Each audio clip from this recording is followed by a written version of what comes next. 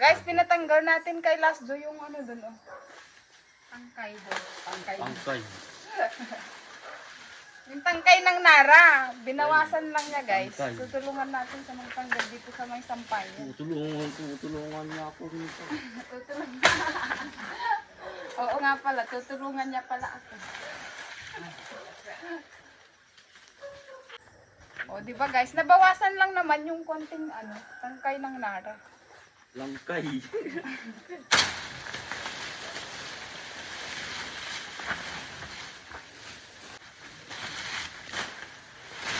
Ang ulam ah.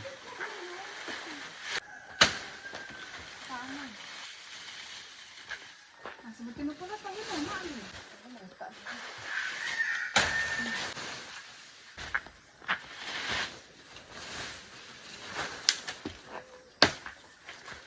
Thank you. Tinulungan niya ako, guys. Kaninang umaga kasi, balak ni tatay na ano, tanggalin yung, or bawasan yung tangkay ng Nara. Sabi ko, hindi mo kaya. Kasi baka malaglag siya. Kaya yun, humingi si Last Jo ng ano, ng buwa. Yung pangmuma.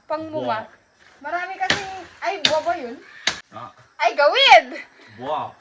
Madami kasing gawid yung Nara tree, guys, dito sa bahay. Palagi siyang humihingi dito. Ayun, naisipan ko na baka pwede pasuyo.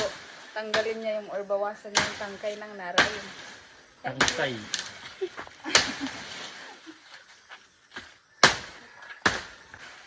O, diba? Nabawasan na yung dahon ng Nara. Tangkay pa nga. Okay guys. Kumumpay. Hindi.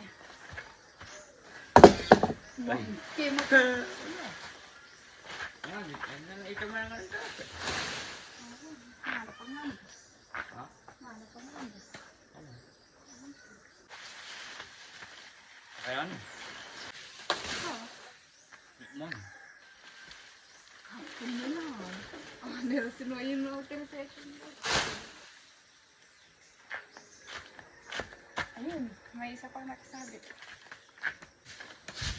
Mangkot nga.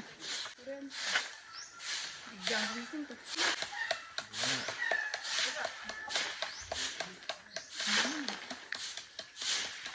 Ito, patuloy sinito. Awa. Ang tangkay.